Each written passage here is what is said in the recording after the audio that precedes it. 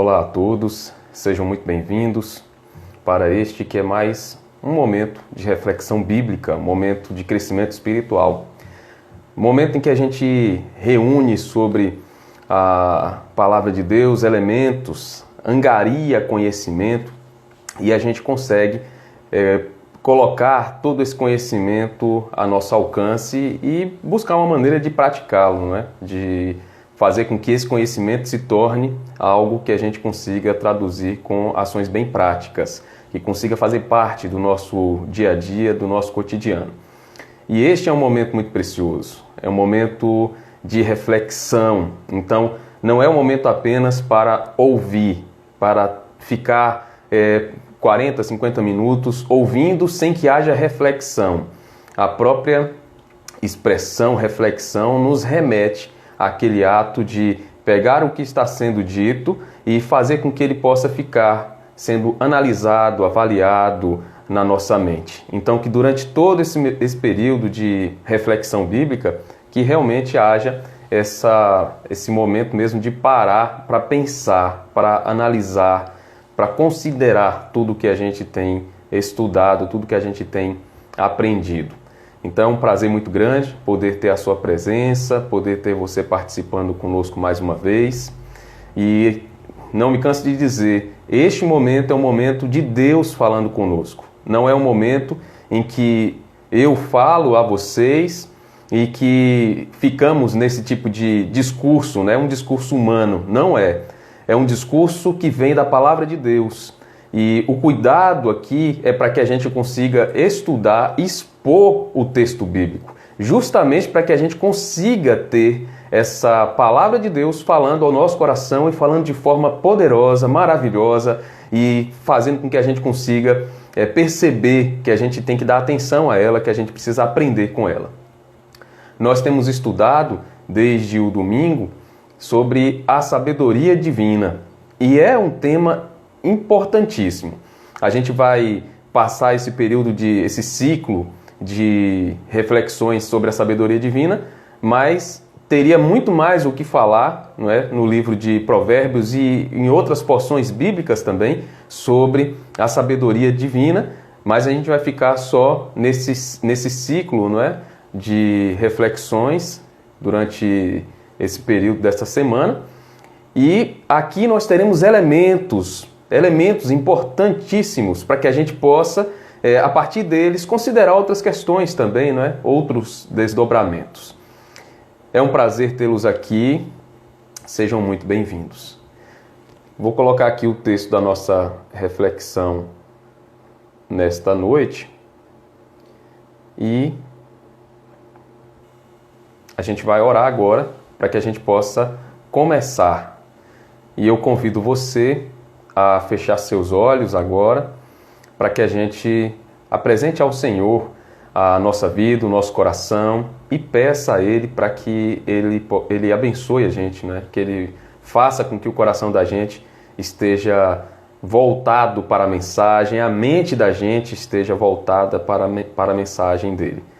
Vamos orar, queridos? Então venham comigo, vamos apresentar as nossas vidas ao Senhor agora em oração. Vamos orar. Senhor Deus, nós te agradecemos pelo teu cuidado, pelo teu amor, por tudo que o Senhor tem feito na vida da gente. Um cuidado que tem se mostrado cada vez mais, ó Deus, nesses dias que a gente tem vivido momentos atípicos, diferentes, que tem feito com que a nossa rotina de vida seja afetada. Pai, que em nome de Jesus, o Senhor mesmo nos guie também durante este momento de reflexão. A gente sabe, ó Deus, que a Tua Palavra traz para nós essas pérolas maravilhosas, ensinos que nos tornam pessoas mais sábias, pessoas mais fortalecidas, pessoas mais sensíveis à voz do Senhor. Então, Pai, que em nome de Jesus, o Senhor faça isso com a gente neste momento. Que seja o Senhor a falar ao nosso coração, que seja a Tua mensagem aquela a ser comunicada neste momento. Abençoe, ó Deus, também a cada um que está em casa, que se reúne, ó Deus, para ouvir a Tua Palavra e que, em nome de Jesus, todos sejam abençoados e que, ao final, nós todos tenhamos o coração bastante feliz por saber que o Senhor tem cuidado da gente. Que o Senhor abençoe cada um, nos livre de todo mal, em nome de Jesus. Amém. Amém, queridos? Vamos lá? Convido você a abrir a palavra do Senhor no texto da nossa reflexão desta noite. O texto está aí na tela. Provérbios 3, versos de 1 a 18. E eu peço que você abra a palavra do Senhor para que você me acompanhe e acompanhe a leitura que eu vou fazer agora, tá bom? E mantenha a Bíblia aberta. Como eu sempre digo, a gente vai continuar refletindo nesse texto. Então, não feche a Bíblia e fique com ela aí aberta para a gente poder acessar o texto de forma bastante rápida, tá bom? Provérbios 3, de 1 a 18. Diz assim a palavra do Senhor. Meu filho, não se esqueça da minha lei, mas guarde no coração e os meus mandamentos, pois eles prolongarão a sua vida por muitos anos e lhe darão prosperidade e paz. Que o amor e a fidelidade jamais o abandonem. Prenda-os ao redor do seu pescoço, escreva-os na tábua do seu coração. Então você terá o favor de Deus e dos homens e boa reputação. Confie no Senhor de todo o seu coração e não se apoie em seu próprio entendimento. Reconheça o Senhor em todos os seus caminhos e Ele endireitará as suas veredas. Não seja sábio aos seus próprios olhos, tema o Senhor e evite o mal. Isso lhe dará saúde ao corpo e vigor aos ossos. Honre o Senhor com todos os seus recursos e com os primeiros frutos de todas as suas plantações. Os seus celeiros ficarão plenamente cheios e os seus barris transbordarão de vinho. Meu filho, não despreze a disciplina do Senhor, nem se magoe com a sua repreensão, pois o Senhor disciplina quem ama, assim como o pai faz ao filho de quem deseja o bem. Como é feliz o homem que acha a sabedoria, o homem que obtém entendimento, pois a sabedoria é mais proveitosa do que a prata e rende mais do que o ouro. É mais preciosa do que rubis, nada do que você possa desejar se compara a ela. Na mão direita, a sabedoria lhe garante vida longa. Na mão esquerda, riquezas e honra. Os caminhos da sabedoria são caminhos agradáveis, e todas as suas veredas são paz. A sabedoria é árvore que dá vida a quem a abraça. Quem a ela se apega será abençoado. Amém, queridos? É um texto que vem também falando sobre conselhos que o Senhor tem para nós, conselhos que fazem a vida da gente mudar de patamar, conselhos que fazem a gente conseguir enxergar soluções em momentos em que parece que não há solução, que não há saída e que tudo está dando errado, está indo de mal a pior. Essa sabedoria de Deus é aquela habilidade que Deus nos dá para a gente conseguir usar o conhecimento que a gente reúne, que a gente angaria, como a gente viu ontem, não é? Há uma diferença entre a sabedoria e o conhecimento. E a sabedoria é justamente o dom dado por Deus para que nós saibamos usar o conhecimento que a gente reuniu, conhecimento bíblico, conhecimento de vida, e que a gente consiga usá-lo para o bem, usá-lo da melhor forma possível, para a honra e glória do Senhor. Então a gente tem esses conselhos maravilhosos que despertam em nós aquele lado nosso de parar para pensar também que a palavra de Deus, ela vem com informações que tem como alvo também o nosso dia a dia, mas a nossa tomada de decisão para fazer com que cada um de nós tome decisões cada vez melhores. Então, se eu estou tomando decisões ruins e cada vez mais tenho colhido prejuízos dessas decisões, eu tenho que começar a avaliar se essas decisões minhas estão partindo dessa sabedoria divina. E a gente já sabe que essa sabedoria é uma sabedoria que vem de Deus e Deus concede a todos nós sem qualquer restrição, basta pedir. E aí a gente vem refletindo, pensando sobre esses textos que a gente já vem analisando do capítulo 1 até aqui, que falam sobre aquilo que Deus quer que a gente entenda sobre a sabedoria, sobre o temor, o conhecimento de Deus. E hoje a gente vai refletir no tema que está aí já fixado na tela, que é o segredo para se viver bem. Então a gente precisa perceber o que a palavra de Deus nos ensina sobre viver bem e qual é o segredo para se viver bem, não é? É um segredo que na verdade não é segredo, porque a palavra de Deus nos ensina como viver. Mas a gente sempre usa essas expressões para chamar a atenção, é só para chamar a atenção, porque as respostas, os parâmetros estão na palavra de Deus. E aqui nesse texto a gente vai ver alguns conselhos apresentados no texto sobre como nós podemos viver melhor, como nós podemos viver bem à luz da palavra do Senhor. Às vezes a gente pensa, como é que eu posso fazer, o que eu posso fazer para viver melhor, para ter uma vida, uma qualidade de vida melhor. E em boa parte das vezes a gente pensa que essa qualidade de vida, ela vem como resultado de conquistas materiais, emocionais, e é claro que isso tem o seu peso. Mas a gente viu na leitura do texto, inclusive já no finalzinho desse trecho que a gente leu, que o texto bíblico diz que na mão direita nós temos a sabedoria e na mão esquerda nós temos recursos, temos bênçãos, temos aquilo que vem como retorno da sabedoria, que são as conquistas do nosso dia a dia, as bênçãos materiais e tudo mais. Porque tendo a sabedoria na nossa mão direita, aquele sinal de que é o que há de mais poderoso, mais especial, a gente conquista tudo mais. E essa sabedoria vem de Deus. E aí eu quero com vocês pensar aqui nesta noite sobre esses conselhos, apresentados por Deus para que nós consigamos viver bem. São conselhos que o Senhor apresenta através de Salomão para que cada um de nós pare para refletir, para analisar o que está sendo dito e conseguir usar da melhor forma possível. E eu quero que você pense nisso porque você precisa usar tudo isso que a gente tem pensado e analisado. Então, não viva como um nécio, não viva como um tolo, não viva como um louco. Viva como aquele que é sábio à luz da palavra de Deus. Vamos ver os conselhos. Versículos 1 e 2, trazem o primeiro conselho que o Senhor nos apresenta nesse texto e que vão nos ajudar a viver bem, a viver melhor.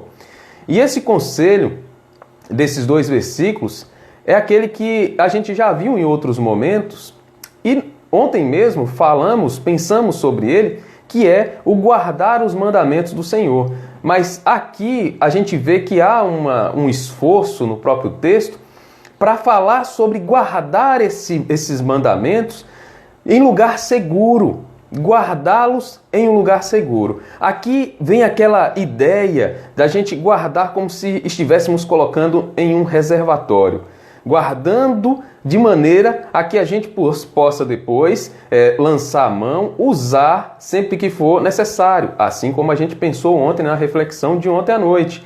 Aquela ideia de que, assim como fazemos com a água, que a gente guarda numa caixa, num reservatório, e a gente precisa depois usar e a gente vai usando, ela não fica lá guardada a vida toda, ela está lá para servir, que os mandamentos de Deus estejam guardados em lugar seguro para que a gente possa usar.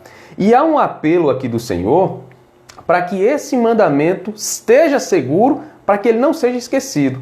E eu vou ler novamente esses versículos 1 e 2 para que a gente tenha essa conexão aqui bem clara. Versículos 1 e 2, Provérbios 3. Meu filho, não se esqueça da minha lei, mas guarde no coração os meus mandamentos, pois eles prolongarão a sua vida por muitos anos e lhe darão prosperidade e paz. Não esqueça da minha lei, mas guarde no coração os meus mandamentos. O fato aqui da palavra de Deus chamar a atenção para que a gente não se esqueça desses mandamentos, da lei do Senhor, é porque há em questão aqui aquele comportamento nosso que pode, por vezes, negligenciar o conhecimento da palavra, o entendimento da palavra. A grande questão em conhecer a palavra de Deus e entender a lei do Senhor é a gente conseguir transpor aquela barreira natural apenas do conhecimento, da convicção intelectual e conseguirmos, transpondo essa barreira, conseguirmos viver no nosso dia a dia os resultados desses mandamentos, desse conhecimento bíblico. E quando diz aqui que é preciso que a gente não se esqueça, é que quando a gente guarda realmente no coração, a gente faz com que fique reservado, resguardado algum conhecimento, a gente vai conseguir lançar a mão dele depois. Quando é algo importante mesmo para a vida da gente, a gente consegue guardar na mente, guardar no coração e fazer uso disso tranquilamente depois. Veja só o exemplo, por exemplo, de alguém que vai... Exemplo, por exemplo, né? Ficou redundante, mas essa é a ideia. Da pessoa que vai fazer uma prova. Ela estuda, tenta a todo custo ali reunir aquele conhecimento necessário para fazer aquela prova, e quando ela chega para colocar no papel tudo o que ela pensou e ela estudou, ainda que a pergunta seja uma pergunta diferente daquelas que ela estudou, do formato que ela estudou, ela vai conseguir buscar no coração, na mente, aquelas informações, o conhecimento que ela reuniu, para que ela consiga colocar ali uma resposta. E o que o texto está dizendo aqui é: guarde a minha lei, os meus mandamentos no seu coração, para que você consiga lançar a mão dele nos momentos em que você precisar, no dia a dia, no seu cotidiano, para que você também consiga colher frutos maravilhosos dessa palavra no seu coração. E o texto mesmo diz que quando a gente guarda essa palavra, os mandamentos, a lei do Senhor no nosso coração, a gente não se esquece dela, e isso subentende que a gente vai lançar a mão dela para poder praticar, viver no dia a dia, nós teremos os nossos dias de vida prolongados. Aí vai entrar naquela questão, né, que alguns inclusive colocam aqui como uma interrogação. Deus já sabe todos os nossos dias estão contados, estão diante de Deus. E por que Deus aqui fala que nós teremos os dias prolongados? A grande questão aqui é que a palavra de Deus diz que nós teremos os dias prolongados e dias mais agradáveis, ouvindo, guardando a palavra dele no coração e praticando. Então, ainda que nós tenhamos os nossos dias todos lá predeterminados, mas nessa nossa própria avaliação da vida, de uma vida que vale a pena ser vivida e que parece até que é uma vida mais longa do que seria o possível, que vivendo a palavra de Deus e praticando essa palavra, esses dias se alongam. É uma perspectiva humana, não é a de Deus. Deus sabe qual é o tempo de vida de cada um, mas a nossa própria avaliação de uma vida prolongada, de uma vida boa de ser vivida, passa por essa avaliação de como a gente vive. Então, vivendo a palavra de Deus, a gente vive bem. Praticando os mandamentos do Senhor, colocando esses mandamentos no nosso cotidiano, lançando mão deles para que sejam parte do nosso dia a dia, a gente vive bem. E na nossa própria perspectiva de dias, de prazo de vida, para a gente esse prazo vai ser cada vez maior, porque é o que a gente conhece. E vai ser melhor, porque tem sido vivido à luz da palavra de Deus, amparado pela palavra. Então aqui há um conselho que a palavra de Deus sempre traz para a gente, mas que por vezes é ignorada. Se lembre daqueles 3 grupos que o texto de Provérbios fala no seu capítulo 2, quando fala sobre a preocupação, né?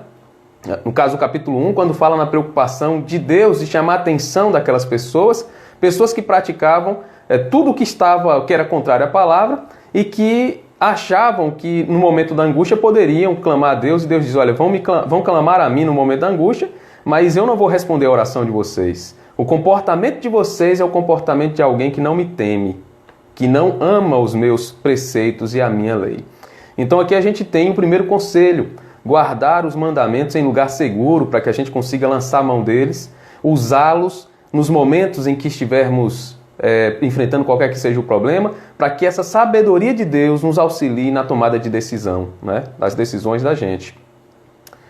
E há uma outra questão também, que quando a gente esquece esses mandamentos de Deus, a gente atrai para a vida da gente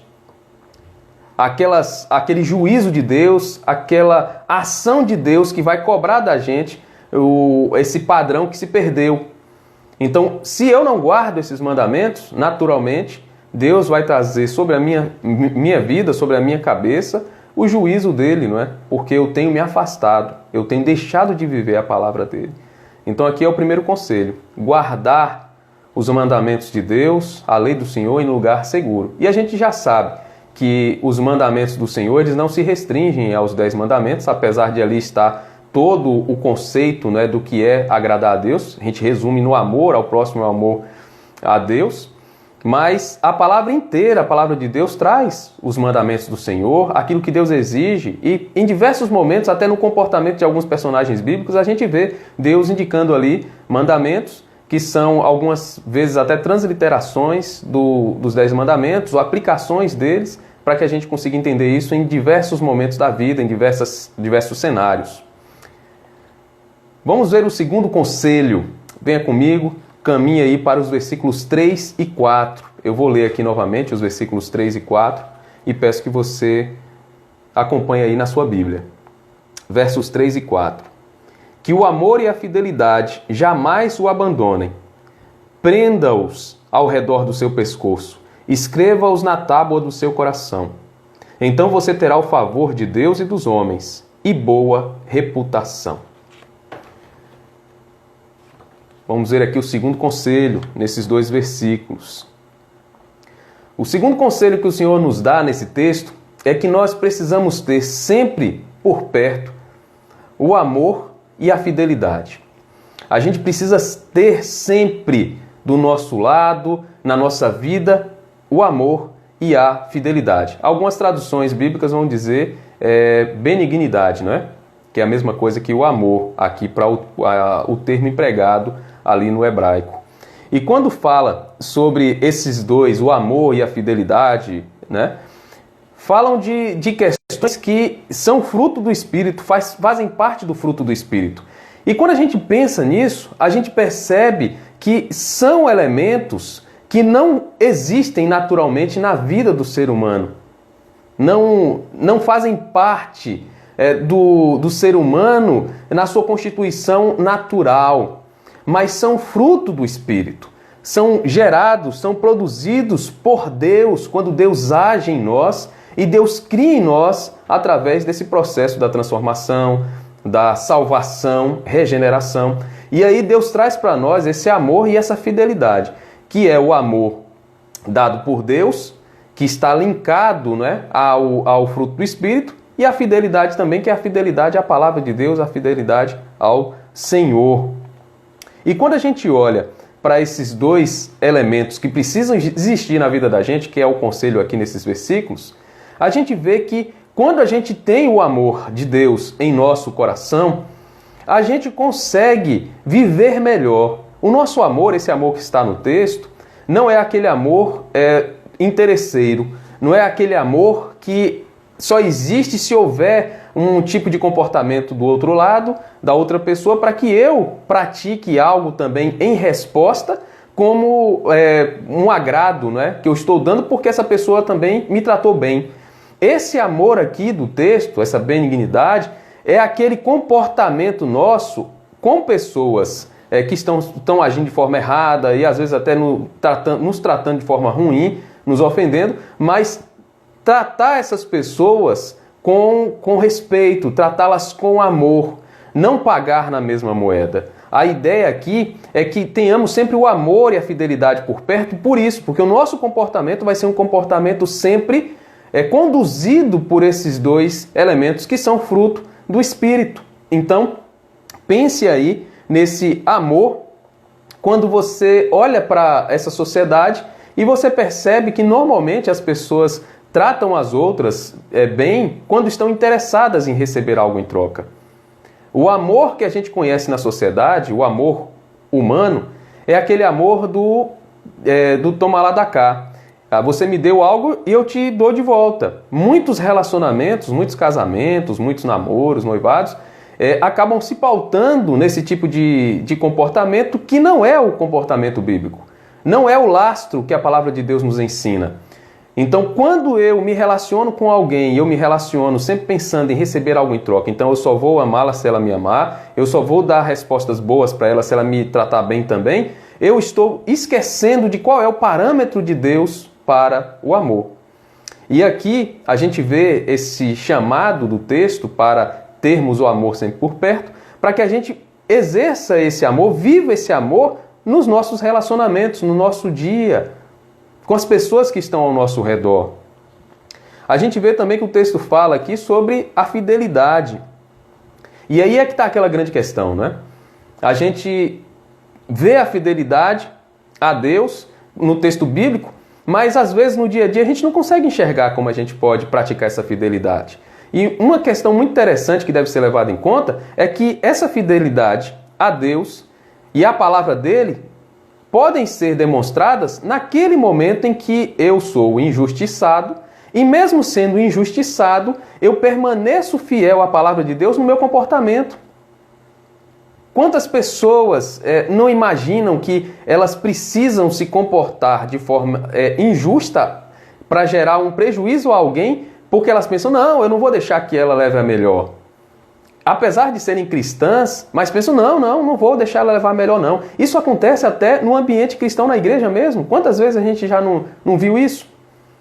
Infelizmente a gente vê.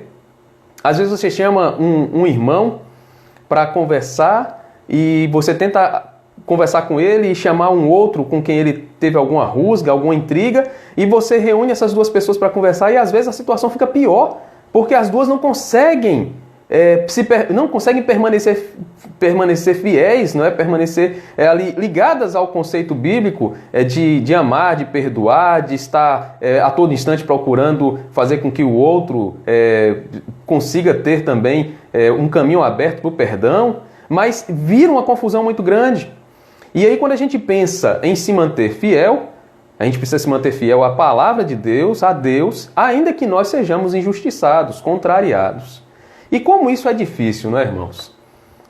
Aqui é o desafio para a gente conseguir viver bem. E como a gente consegue viver bem em um ambiente onde há intrigas?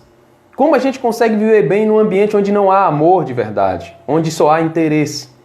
Então aqui nesses versículos há o chamado para se pensar sobre esses dois elementos, que são fruto do Espírito também, fazem parte do fruto do Espírito, e que a gente precisa ter na nossa vida. Então pense aí sobre esses dois elementos e como você tem vivido e como você consegue lidar com problemas aplicando cada um deles, não é? Eu com certeza tenho na minha vida exemplos de situações em que eu consegui superar, vencer essas situações, vivendo o amor da palavra de Deus, o amor bíblico, e vivendo também a fidelidade à palavra. Então pense nisso.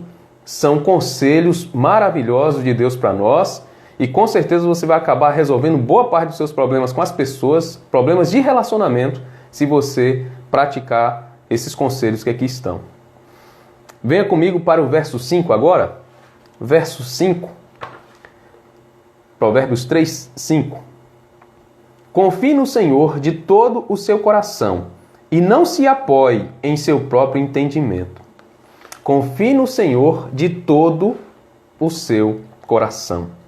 Aqui a gente tem mais um conselho, que é o conselho que está aí estampado nesse verso, né? Que é confiar totalmente em Deus. Confiar totalmente no Senhor. Deus nunca nos desampara, queridos, e a gente sabe disso. Deus nunca nos rejeita, nunca nos deixa de lado. E essa confiança em Deus, ela precisa ser irrestrita. A nossa sociedade é uma sociedade tão difícil com essa parte de confiança que a gente acaba tendo dificuldade, não é? de acreditar nas pessoas e a gente acaba transferindo isso para Deus também. Na nossa sociedade, quanto mais a gente conseguir reunir provas, reunir elementos para deixar muito claro um negócio que a gente esteja celebrando com alguém, a gente tem que fazer. Por quê? Porque amanhã ou depois a pessoa pode dizer assim, não, mas eu não me lembro disso. Não foi bem assim. Não foi bem assim que a gente acordou. Então, hoje, na nossa sociedade, aquela história de você dizer assim, não, eu confio na palavra da pessoa, está muito difícil. Normalmente, a gente tem que gastar muito tempo tentando reunir elementos que deixem claro o que foi discutido. E aí a gente acaba levando isso para a nossa vida com Deus e é errado. Inclusive, no nosso dia a dia, deveria ser suficiente a gente falar algo e aquilo servir como o suficiente. Mas infelizmente não é. Então, quando a gente olha essa confiança em Deus, é um desafio porque, naturalmente, a gente acaba dizendo, não, eu confio em Deus. Aí vai, ora a Deus e diz assim, Senhor, eu estou colocando em tuas mãos esses pedidos e eu peço que o Senhor me ajude. Aí termina a oração, aí liga para alguém e diz assim, fulano, você tem como me ajudar numa coisa? Desconsiderou o que pediu a Deus. Não estou dizendo aqui que você não vai buscar alguém para ajudar, alguma coisa assim. Mas tem questões que a gente, apresentando a Deus, a gente ainda não tem nem um direcionamento, a gente não tem ainda uma resposta sobre o que fazer. Deus não falou ao nosso coração, Deus não nos mostrou nada num texto bíblico, não. A gente não sentiu uma inclinação bíblica, lendo um texto bíblico para isso ou para aquilo. A gente colocou diante de Deus, mas ainda não sabe o que fazer. Mas não espera e acaba buscando mil e uma soluções fora da resposta de Deus para tentar resolver.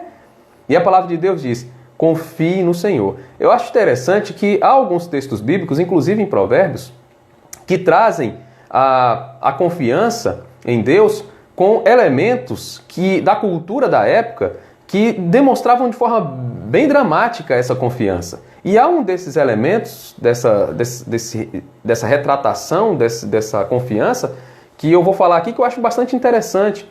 Aquela ideia de que um guerreiro que estava preparado para a batalha, para demonstrar a sua confiança no seu líder, retirava de sobre si toda a sua armadura e colocava as suas armas de lado e se prostrava diante do seu Senhor, né?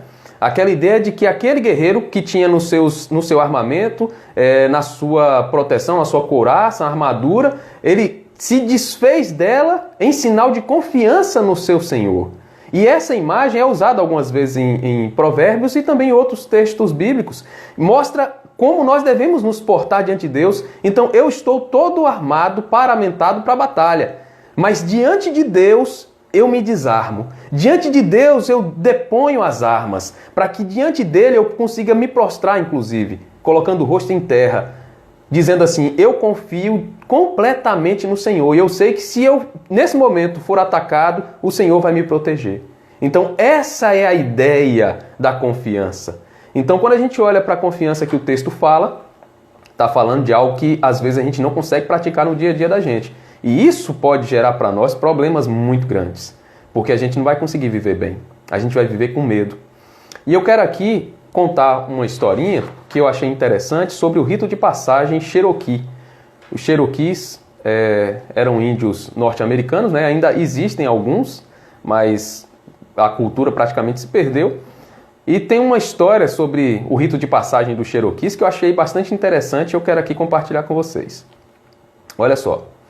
O pai conduz o filho pela floresta sombria no final da tarde. Sobe a montanha com ele. Veda-lhe os olhos e o deixa sozinho. O menino se assenta e passa a noite sozinho na mais absoluta escuridão. Se quiser ser aprovado, ele não pode remover a venda até o dia amanhecer. Também não pode chorar nem gritar por socorro. Se ele aguentar a noite toda, será considerado um homem. E como os outros que vieram antes dele, não poderá contar a sua experiência aos próximos candidatos, porque cada um deve tornar-se homem do seu próprio modo, enfrentando o medo do desconhecido. Ele naturalmente está amedrontado. O seu medo o faz ouvir toda espécie de barulho. Animais selvagens podem estar por perto, talvez índios de uma tribo adversária o encontrem. Os insetos vão atormentá-lo. As cobras lhe causam terror. Ele terá frio, fome e sede. O vento sopra e até o solo parece se mexer. Tudo lhe parece ameaçador, mas ele não remove a venda. Segundo os Cherokees, este é o único modo dele se tornar um homem. É o rito de passagem, da infância à fase adulta. Finalmente, após esta noite horrível, o sol aparece e o menino pode remover a venda. E vê então seu pai sentado ali por perto, cuidando dele a noite toda. Eu achei bem interessante esse rito de passagem porque ele traz essa ideia da confiança, né? E numa tribo que tinha essa norma de não poder, aquele que passou por esse rito, contar ao próximo. Então, não tinha não sabia quem estava por perto. Imaginava que estava sozinho mesmo e que, tirando a venda, ele não poderia ser considerado um homem. Não estava na vida adulta ainda. Mas mesmo assim, estando ali, o pai o acompanhava, ainda que ele não soubesse, estava por perto para protegê-lo. Então, queridos, confiar é colocar em Deus toda a nossa certeza de que, de fato, Ele está por perto. E ainda que nós estejamos com os olhos vendados, ainda que não enxerguemos nada, ainda que não saibamos o que está acontecendo, mas a gente confia em Deus porque sabe que Ele está por perto e Ele vai continuar cuidando da gente. Um penúltimo conselho está no verso 6 e diz assim, verso 6: Reconheça o Senhor em todos os seus caminhos e Ele endireitará as suas veredas. Reconheça o Senhor em todos os seus caminhos e Ele endireitará as tuas veredas. O sexto conselho, o penúltimo conselho, o conselho penúltimo que está aqui no verso 6, é o conselho de não se afastar de Deus. E o interessante é que, quando diz assim, reconheça o Senhor em todos os seus caminhos, a ideia é que a gente não vai deixar de buscar a Deus, a gente não vai deixar de ter Deus como o nosso norte, como aquele que nos conduz. E quando a gente não se afasta de Deus, que é esse conselho, Deus endireita o nosso caminho. Então, a ideia aqui é de que Deus está no controle e que quando a gente continua perto dele, ele vai iluminando os nossos passos. Se lembre aí do Salmo 119, verso 105, que diz: Lâmpada para os meus pés é a tua palavra e luz para os meus caminhos, ó Senhor.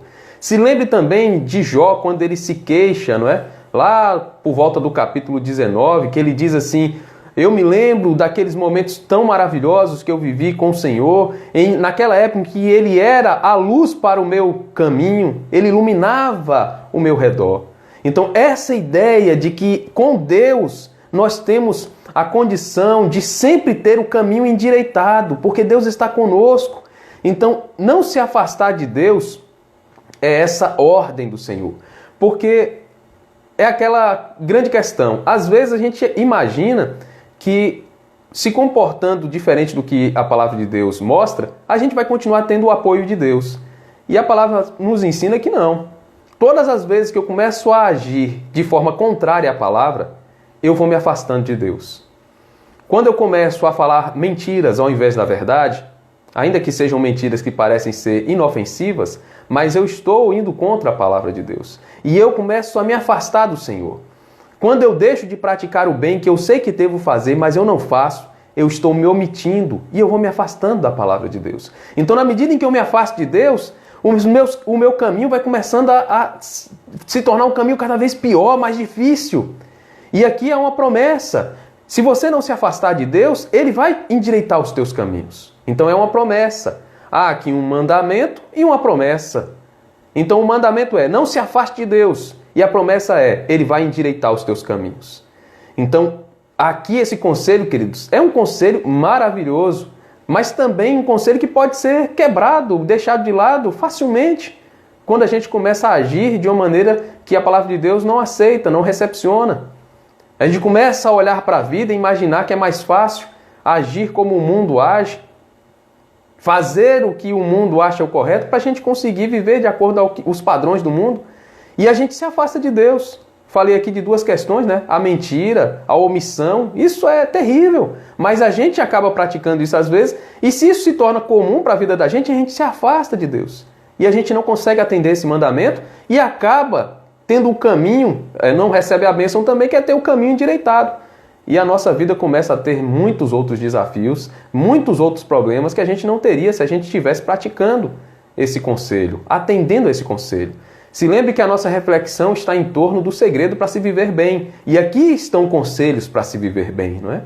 O último conselho, queridos, que eu quero compartilhar com vocês aqui, existem muitos outros, mas os que eu quero compartilhar com vocês aqui no nosso tempo, né, que é resumido, está nos versos 7 e 8.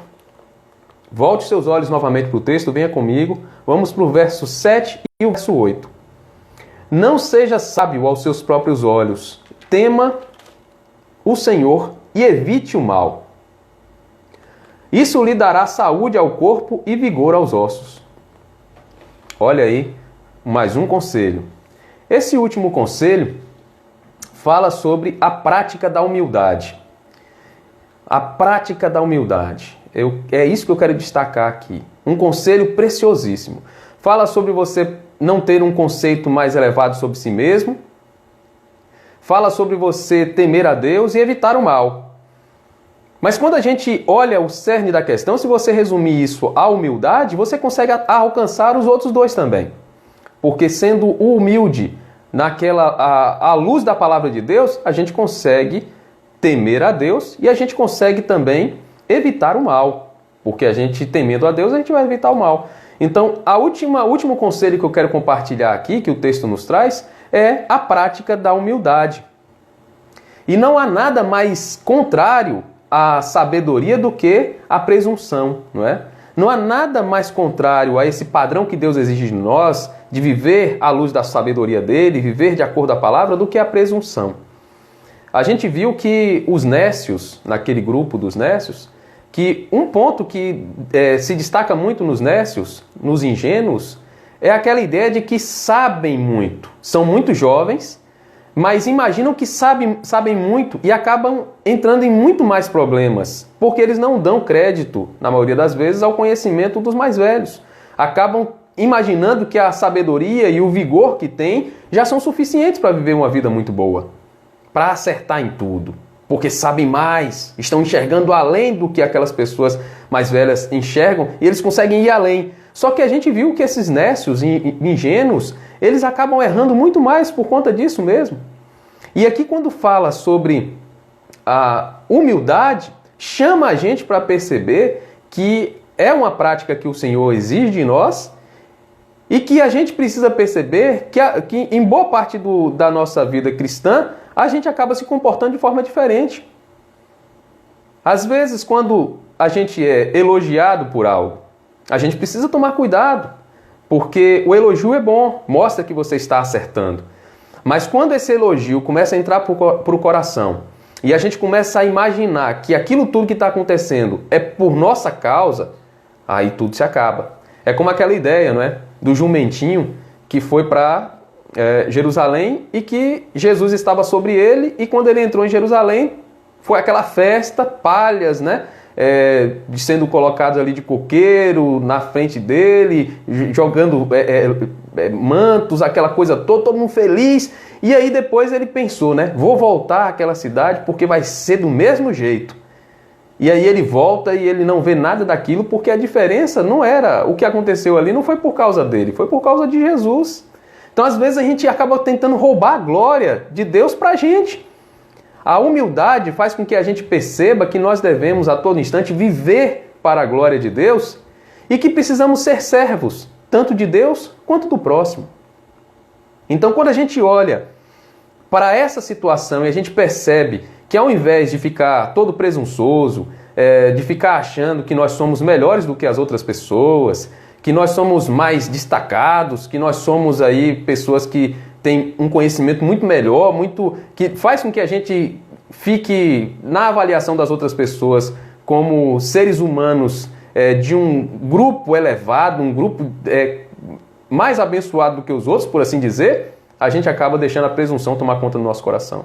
É claro que cada um tem habilidades diferentes, alguns estudam mais do que outros, outros conseguem buscar mais de Deus sabedoria do que aqueles que imaginam que a sabedoria não é assim tão necessária para o dia a dia, mas fato é que seja qual for o grupo de pessoas, todas elas precisam viver sob a boa mão de Deus com humildade, Então o último conselho aqui é que a gente precisa praticar a humildade. A sabedoria anda de mãos dadas com a humildade.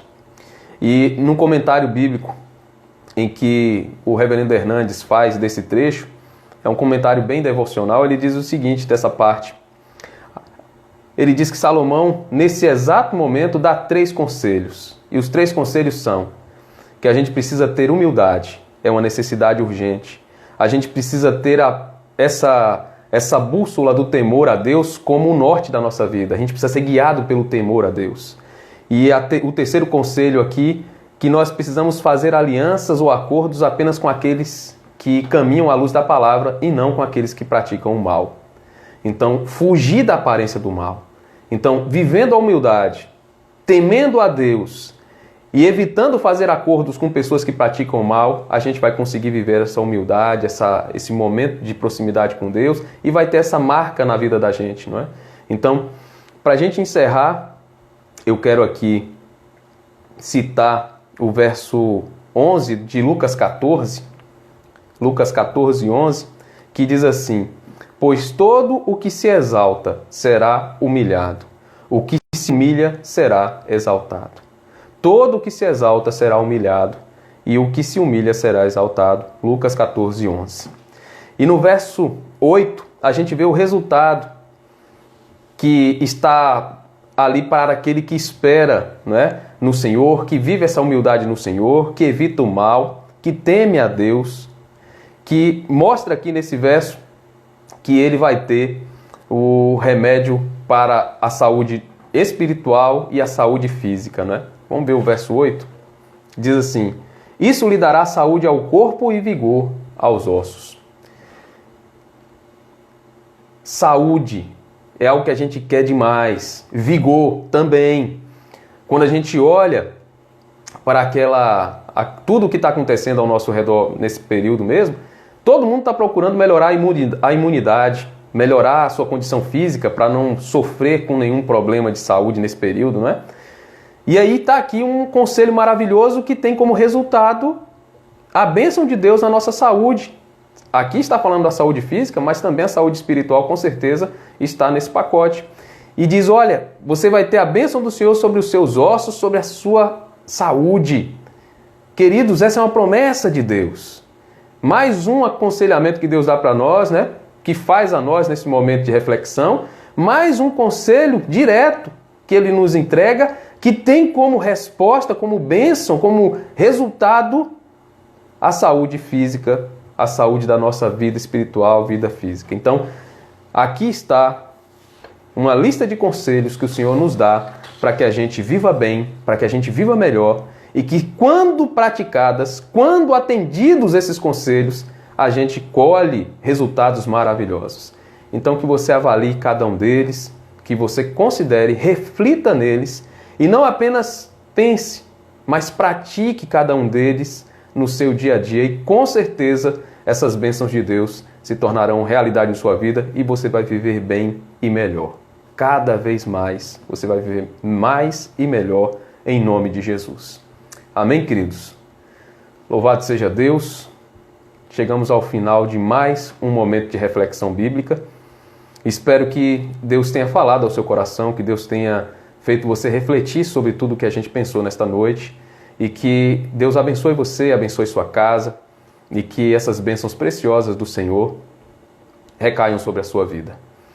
A gente sempre tem feito no final de cada reflexão aquele momento para pergunta, né? Uma pergunta sobre a reflexão da noite anterior. E eu vou convidar agora Adriano, presbítero Adriano, para que ele faça essa pergunta de hoje, tá bom? Então fiquem aí atentos, porque a gente tem aqui, a gente até já falou ontem, né, que anteontem que as mulheres estavam conseguindo acertar todas e a gente não tinha ainda nenhum homem que tinha conseguido acertar. Partilhado, né? Tiago e Regina. Então, a gente já tem um homem nesse grupo. Vamos ver se a gente consegue mais um, né? Amém.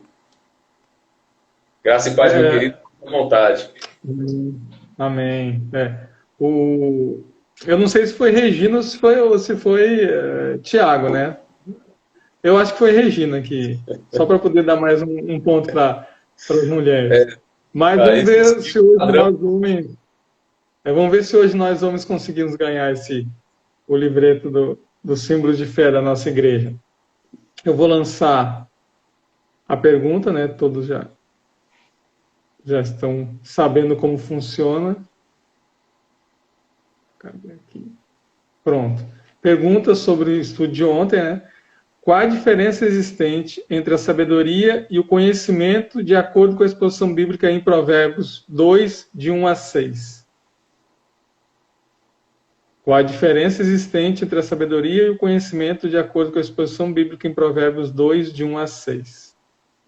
Vamos lá, homens.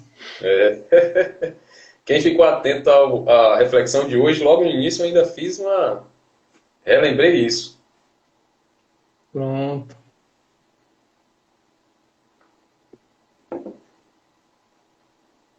Cadê os irmãos? Lembrando que não vai ter resposta, hein? Ou lembrando não vai ter resposta, mas não vai ter acerto? Último livreto, né? Mas isso é porque o pessoal está escrevendo, está levando um tempo mais para escrever.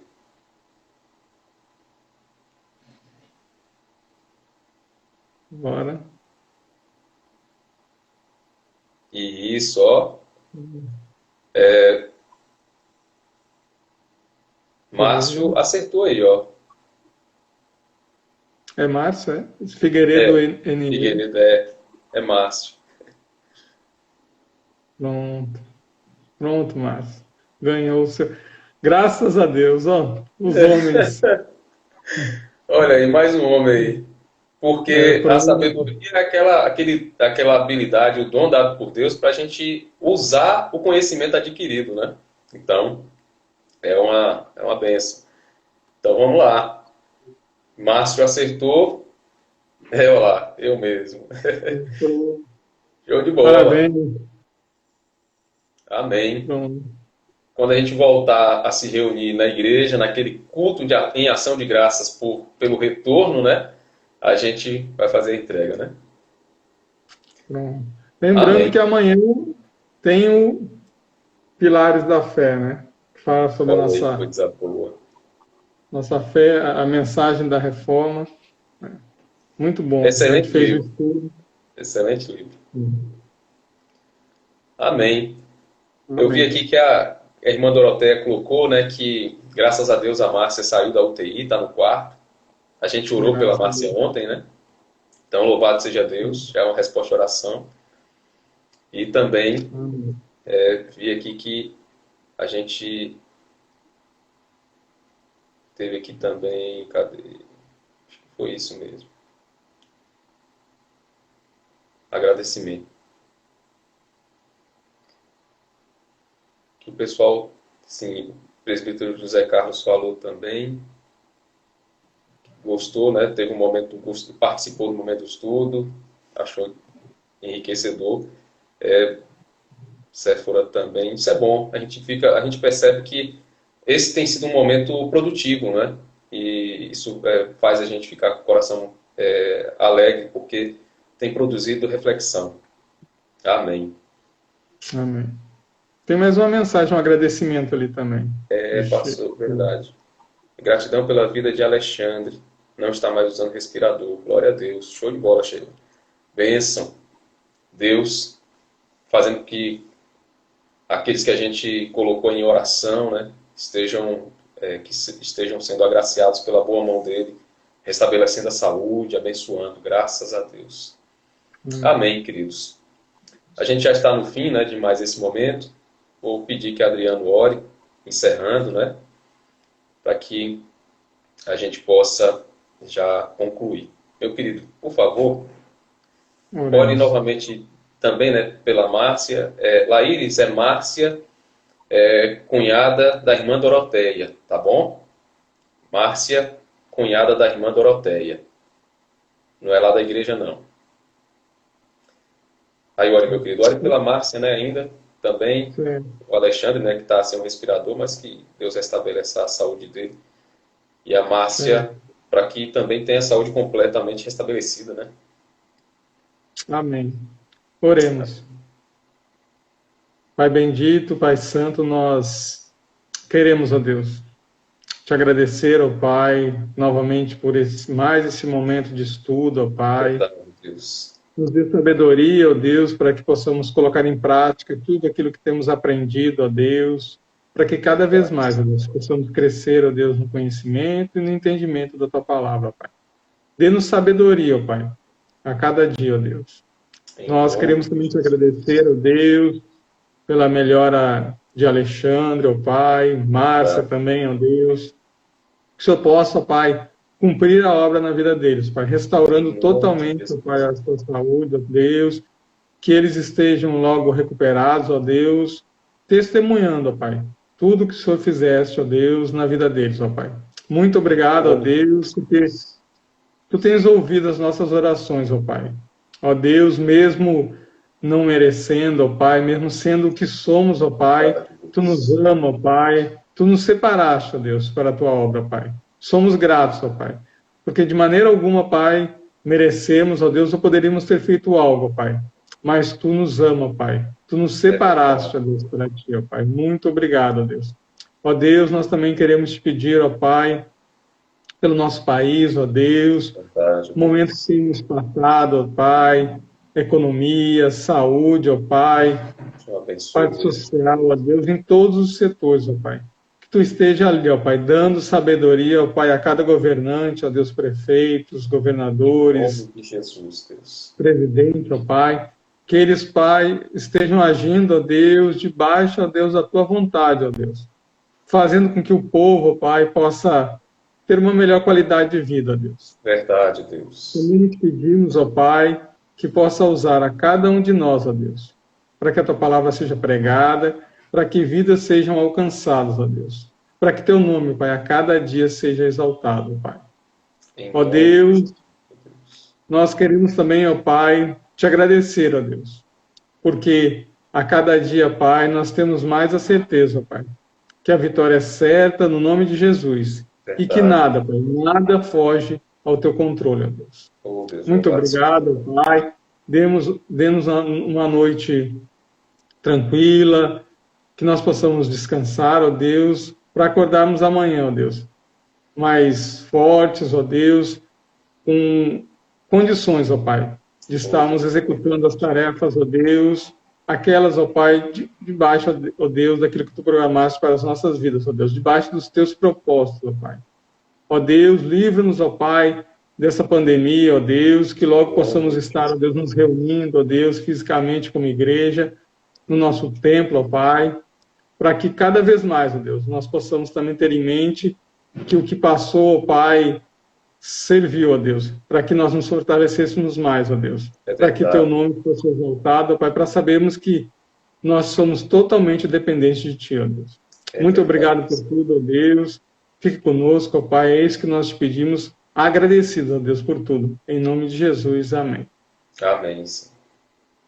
Amém. Louvado seja Deus. Bênção, meu querido.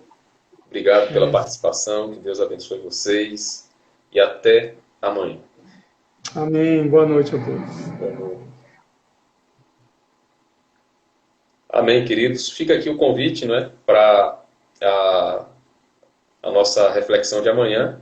Você está convidado a participar às 20 horas e você deve estender o convite a outras pessoas. Então, se você tem gostado, tem participado, tem sido enriquecedor para a sua vida, estenda o convite a outras pessoas, para que este momento seja um momento que a gente tenha cada vez mais pessoas aprendendo mais da palavra do Senhor. Então, que Deus abençoe vocês, tenham uma ótima noite e até amanhã com a graça do nosso bom Deus, em nome de Jesus.